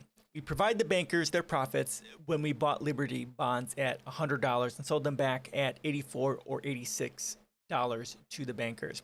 These bankers collected 100 plus. It was a simple manipulation. The bankers controlled the security markets. It was easy for them to depress the price of these bonds. Then all of us, the people, got frightened and sold the bonds at $84 or $86. The bankers bought them Then these same bankers stimulated a boom in government bonds, went to par and above, and the bankers collected their profits. But the soldier pays the biggest part of the bill. If you don't believe this, visit the American cemeteries on the battlefields abroad, or visit any of the veterans' hospitals in the United States. On a tour of the country in the midst of what I am at the time of this writing, I have visited 18 government hospitals for veterans. In them are a total of 50,000 destroyed men who were the pick of the nation 18 years ago.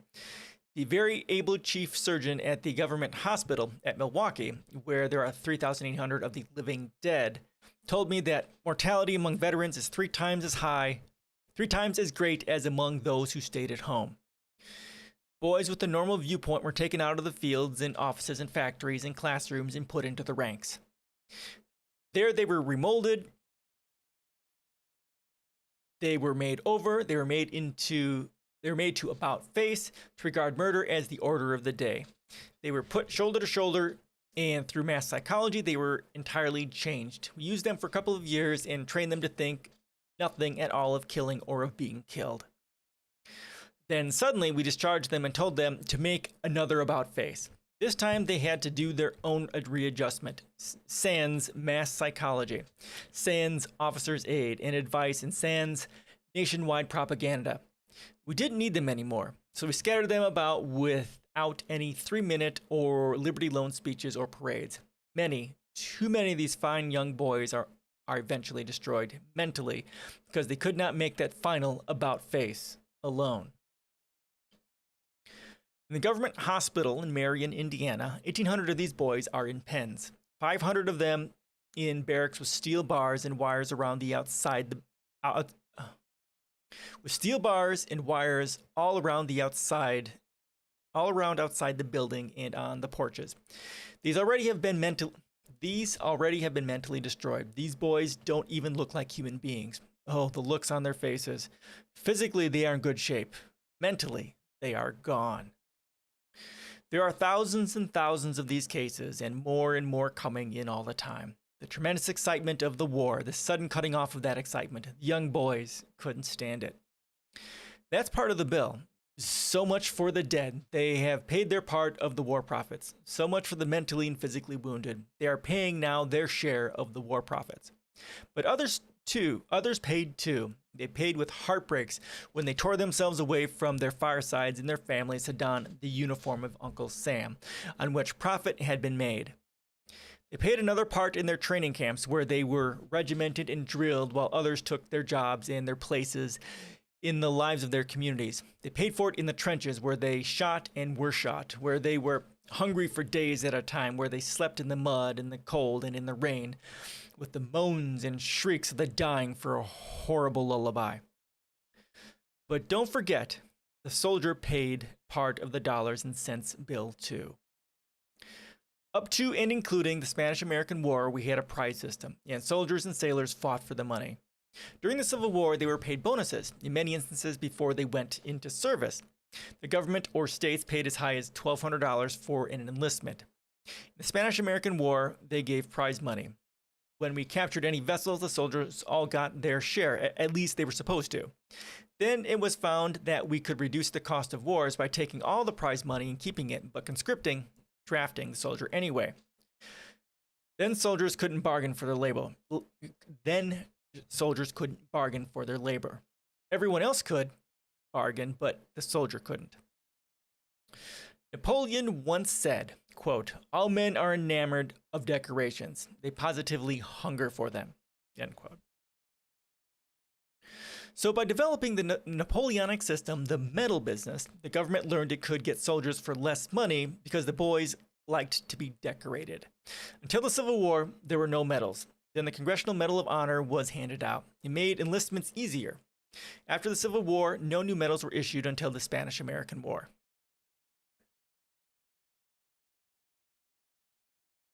Just looked at your blog. Your first website was about Leticia. Yeah, I know, right? Like I said in that on that page, I kind of pale to even put that out there. I've come a long way since then, right?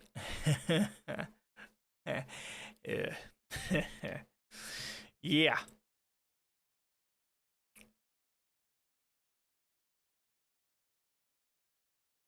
a long time ago in a galaxy far, far away. Yeah, it's way before I got into politics. That was right at the beginning. I was in college when I did that. So that was 1999. Yeah, that was, 3 to 5 years before I even started getting into politics at all. So, yep, young, in my 20s. All right.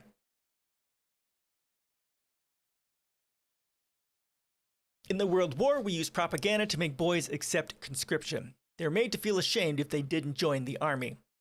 So vicious was this war propaganda that even God was brought into it. With few exceptions, our clergymen joined in the clamor to kill the Germans. God is on our side. It is his will that the Germans be killed. And in Germany, the good pastors called up the Germans to kill the Allies, to please the same God. That was part of the general propaganda built up to make people war conscious and murder conscious. Beautiful ideas were painted for our boys who were sent out to die. This was the war to end all wars. This was the war to make the world safe for democracy. No one mentioned to them as they marched away that their going and their dying would mean huge war profits. No one told these American soldiers that they might be shot down by bullets made by their own brothers here. No one told them that the ships on which they were going to cross might be torpedoed by submarines built with United States patents. They were just told it was going to be a glorious adventure. Thus, having stuffed patriotism down their throats, it was decided to make them pay. Thus, having stuffed patriotism down their throats, it was decided to make them help pay for the war too. So he gave them the large salary of $30 a month. All they had to do for this munificent sum was to leave their dear ones behind, give up their jobs, live in swampy trenches, eat canned willy when they could get it, and kill, and be killed. But wait, half of that wage, just a little more than a riveter in a shipyard or a laborer in a munitions factory safe at home made in a day, was promptly taken from him to support his dependents so that they would not become a charge upon his community. Then we made him pay what amounted to accident insurance, something the employer pays for in an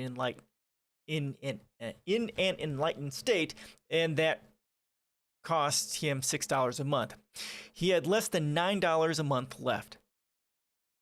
Then the most crowning insolence of all, he was virtually blackjacked into paying for his own ammunition, clothing, and food by being made to buy Liberty bonds. Most soldiers got none of the money at all on paydays. Thank you so very much for the follow. I really do appreciate that. Thanks. I'm glad you found something of value here. We're reading War is a Racket by Major General Smedley Butler from the 1935 or so. We are just finishing chapter 3, and there's just 2 more chapters left. Welcome. Somniac, man, how you doing? I am torn on the issue. I understand the value in it, but I kind of so many. Okay, so we got Slocate Mom, Evoked Sequel. Thank you so much for the follow. Informed Optimization, Undermost Monitoring 6. Thank you so much for the follow. Appreciate that. Thank you. See, I'm torn on the issue. Obviously, we see the value in it. But ideally, the big issue here with mandatory vaccines is that our country is so fucked up that we even have to have this discussion, right? We don't have universal health care.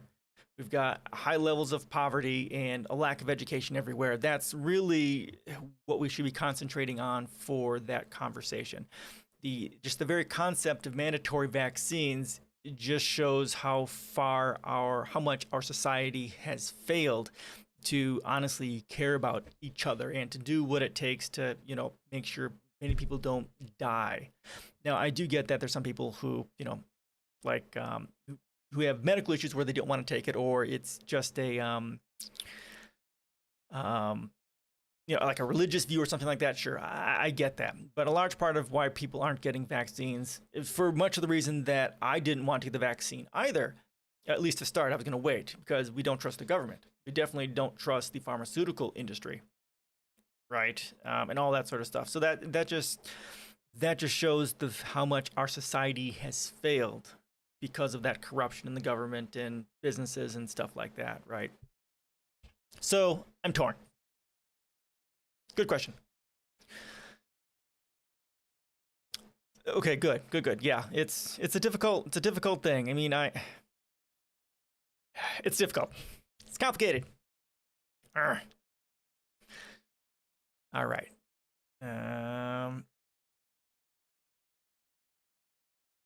I'll start back here.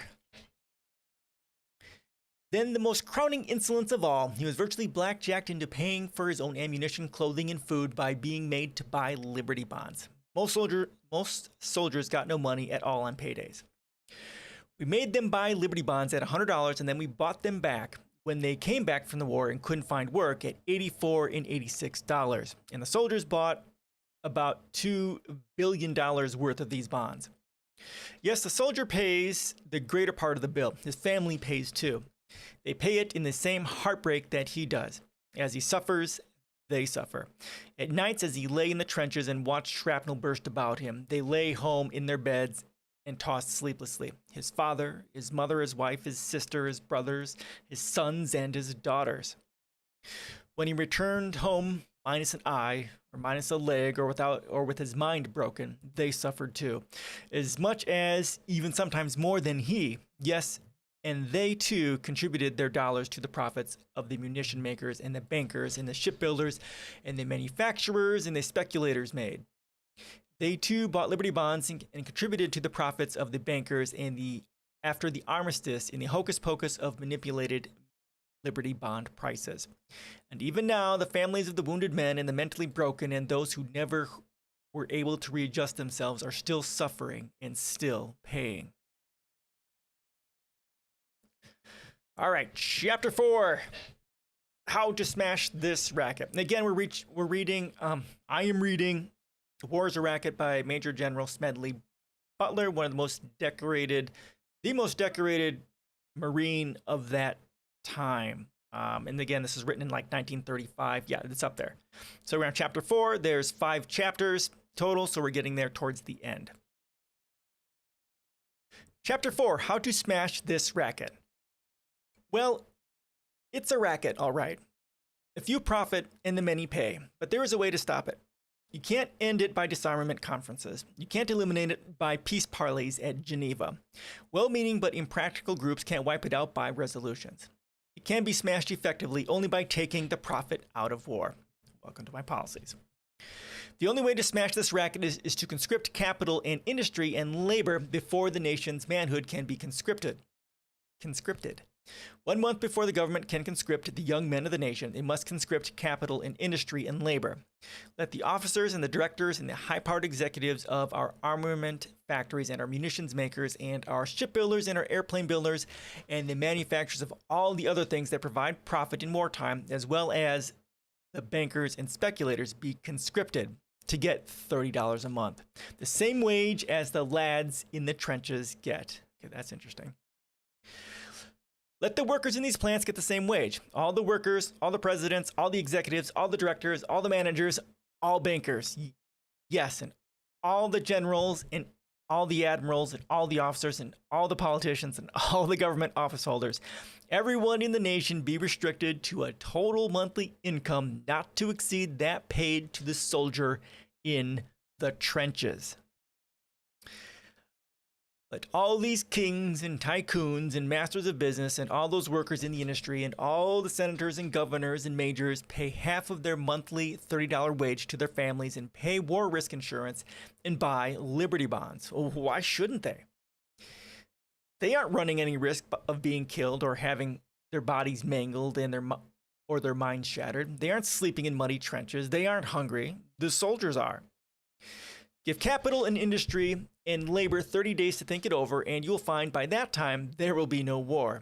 That will smash the war racket. That and nothing else.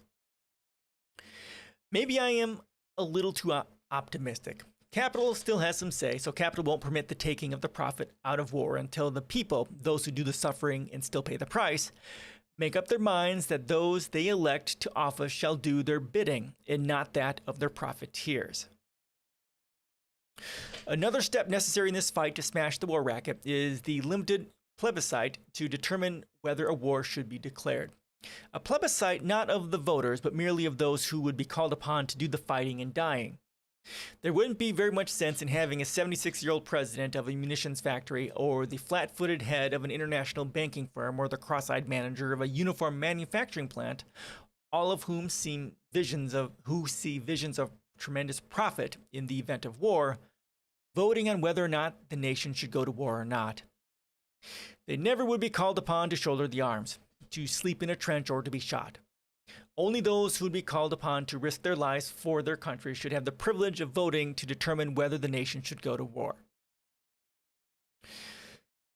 There is ample precedent for restricting the voting to those affected. Many of our states have restrictions on those permitted to vote. In most, it is necessary to be able to read and write before you may vote. In some, you must own property.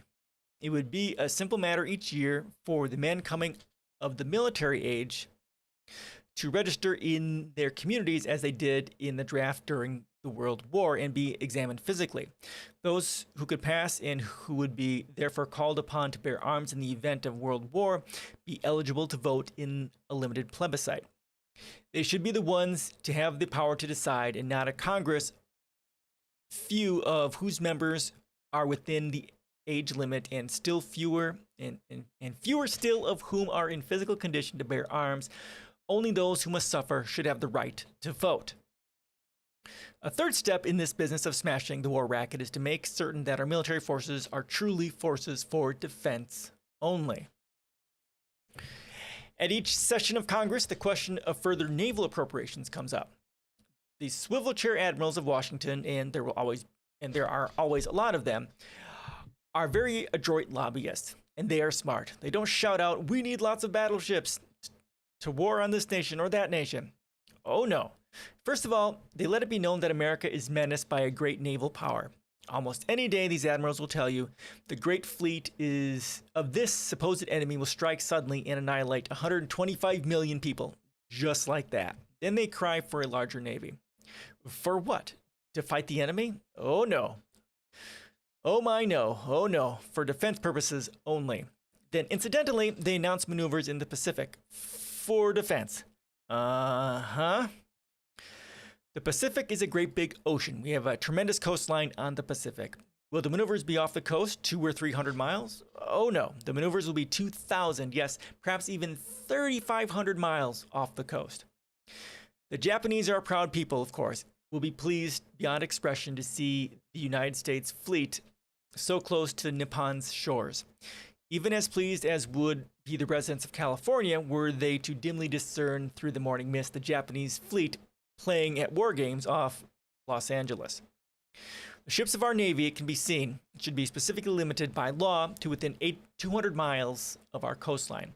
Had that been the law in 1898, the Maine would never have gone to Havana Harbor. She never would have been blown up. There would have been no war with Spain and its attendant loss of life. 200 miles is ample, in the opinion of experts, for defense purposes. Our nation cannot start an offensive war if its ships can't go further than 200 miles from the coastline. Planes might be permitted to go as far as 500 miles from the coast for purposes of reconnaissance, and the Army should never leave the territorial limits of our nation.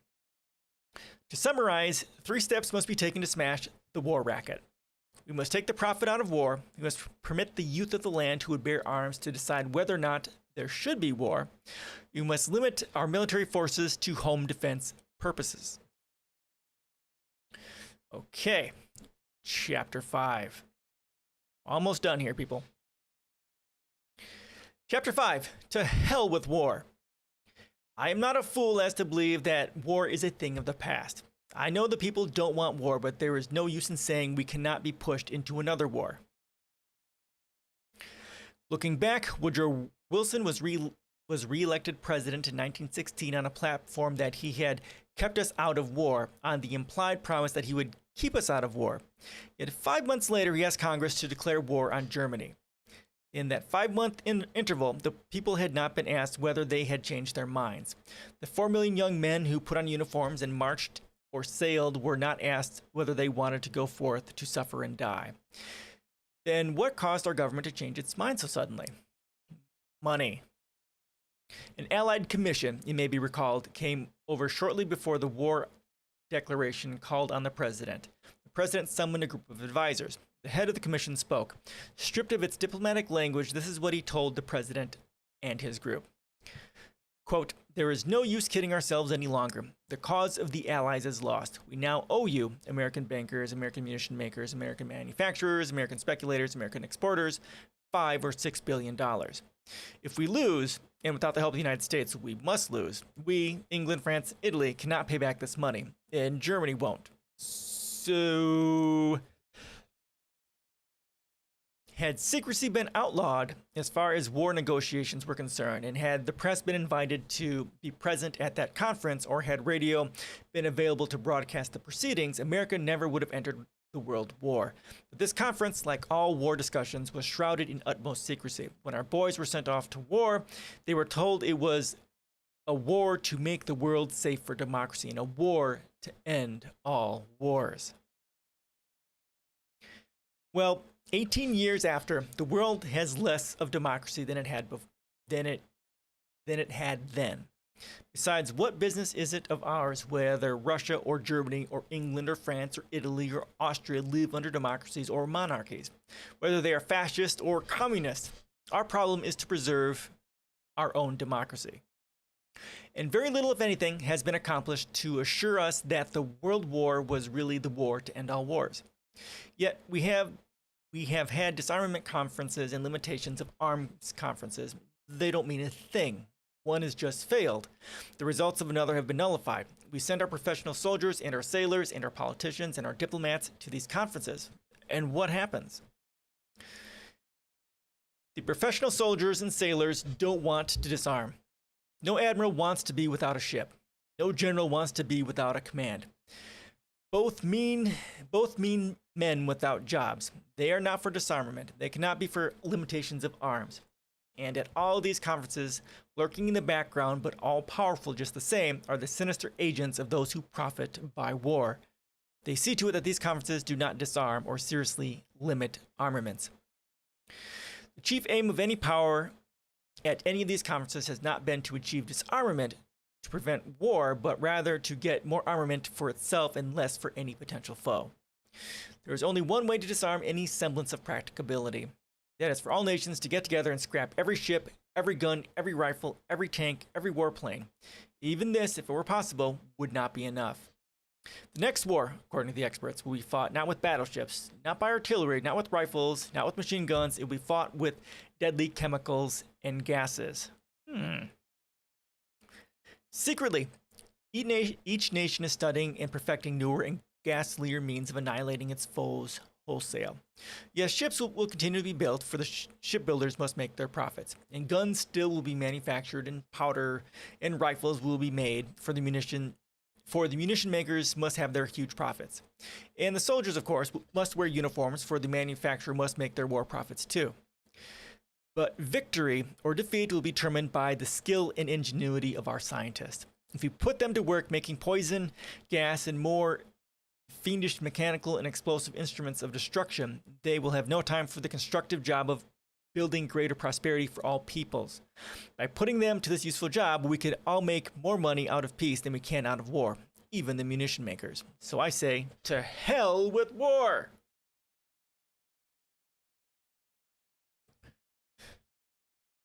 Okay, there we go. That is War's a Racket by Major General Smedley Butler. Now, as he's kind of saying here, this is kind of goes along great with a quote by Buckminster Fuller. Something about, if we want peace or prosperity, we have to put as much money in innovation and as much of our power away from weaponry and into livingry, right? There's too much profit to be made in murdering people than there is in creating a better world for everyone. Like I say, right? There's no profit in doing good to the world. And this is exactly what we need to be doing. Okay, so there you go. Let me go and I'll throw this into chat again, so you have access to it if you want to read it. You can find this at a lot of different places. This is just the one that I used. That is War is a Racket. Now, I was, if we had time, going to go through my policies, which is here. I'll go and throw those in so you have them. And this is actually the first time I've read War is a Racket. See, I've got his quote right here, right?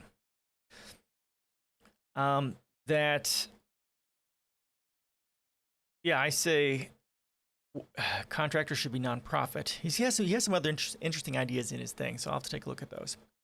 All right. Any questions, comments, or suggestions? I've reached my 2-hour mark, so it's time for me to call it a day. Anybody?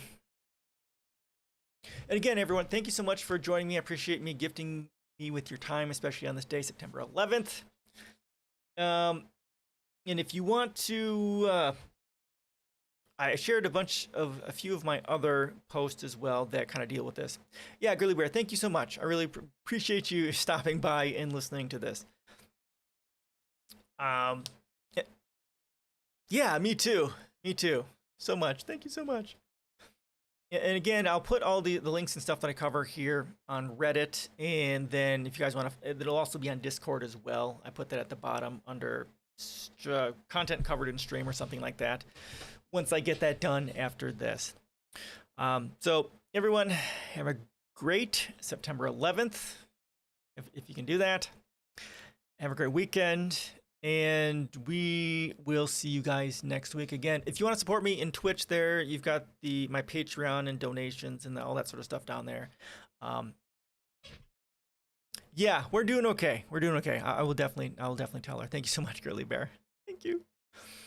Again, I stream on Tuesdays at 5, Thursdays at 5 Central, and Saturdays at 3 p.m. Central as well. You two have a great weekend. Say hi to your family. From me, too. All right, everyone. Thank you so much. Have a great weekend.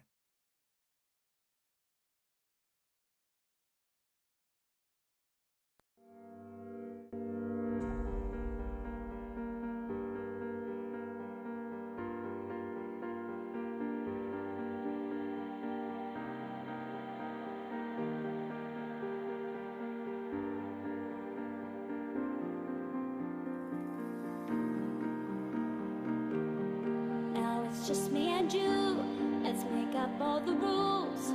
Count to 10 and watch the stars turn blue. Watch the stars.